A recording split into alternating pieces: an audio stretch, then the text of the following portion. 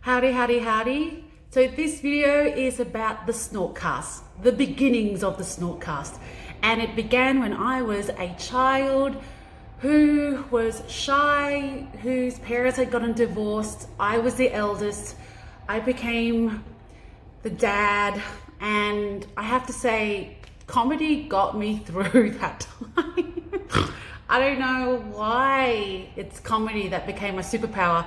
I was talking to Bev Killick on our interview, and it was like comedy was my superpower to protect myself, and it became a shield that didn't allow people to hit me, hurt me, but it also was a way to get people to like me.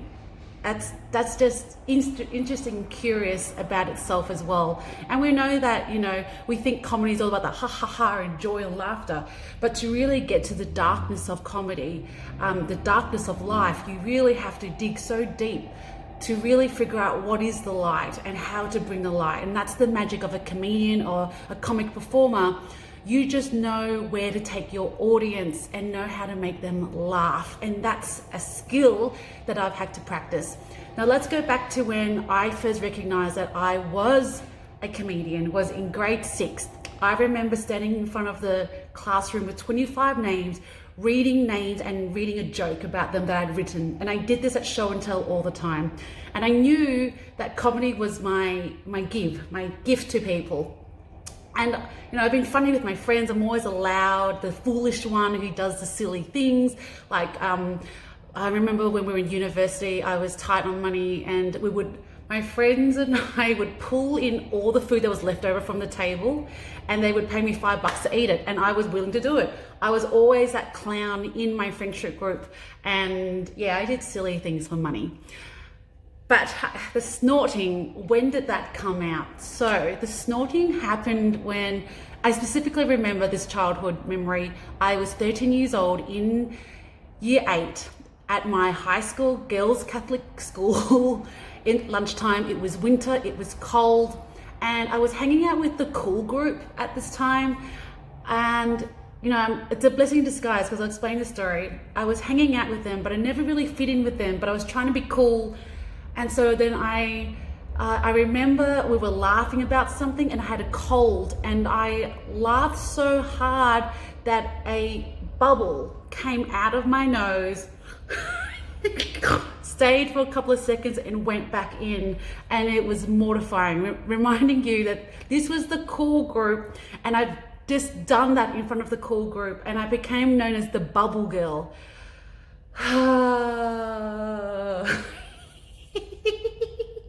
Oh yeah, I was known as the bubble girl. And my laugh's been really adapting to different characters and people that have been in my life. So I used to laugh like Fran Drescher from The Nanny. I used to love watching that show so much, and I used to have her laugh. I adopted that laugh and was snorting. And I just remember I stopped snorting when people started to copy my snorting, and it really was like a defensive mechanism in me going, I'm getting bullied. No, stop, no, I'm not snorting anymore. I'm not gonna let you hurt me.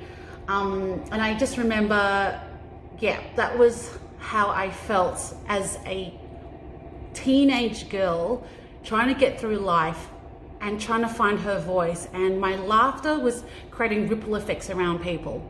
So I stopped snorting, but I would occasionally snort, but to the point where people couldn't hear it and then imitate it, and so that wouldn't hurt me.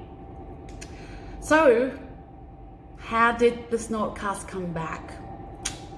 So it came back on LinkedIn, and as some of you might know, I've been creating content on LinkedIn, and I created video blogs on LinkedIn. I know it's the weirdest place to create video blogs, but I started to create video blogs on LinkedIn to tell my story as a creative entrepreneur, as an actor, comedian, Fee and me, because there was no one doing that on LinkedIn. So I decided, this is it. I'm going to tell my story on LinkedIn, and I started doing it. And I didn't realize that I didn't edit out my snorting when I did it, because when you're video blogging, you just roll with it. And if you're too pedantic with editing, you're never going to upload this video. And I'm not an editing fan, but I've learned that editing is good. So I was snorting in my videos, and then I uploaded it. And then I started getting people doing the pig emoji on my post, and I became like, oh no, this is the teenage years, it's coming back to haunt me. And I had a friend, and this one friend, who you all know, brought me onto LinkedIn, String to Win. She and I had a talk about it, and I said, I don't feel good when I see that pig emoji. It's just, it just reminds me of me being bullied. And she said, stop, just have a think about it. I think people are doing the pig emoji and snorting with you is because they're snorters, and it's really refreshing to see someone who can have a big and gregarious laugh. And so I decided to just suck it up. And I had a couple of friends on LinkedIn who are snorters. So this hashtag became created around me called Embrace the Snort. So thanks to Roger Wilkinson, Brian Shulman, and Christine Robinson for being my Snortcast family. They're such big snorters, and what kind of really happened was that anytime I snorted on my videos, people would like go, oh my God, you're a snorter, I'm a snorter. So it started this really cool cult family of snorters, which I feel so lucky to have in my life. Yeah, that was really wonderful to find a group of people who could laugh. Welcome to the Snortcast.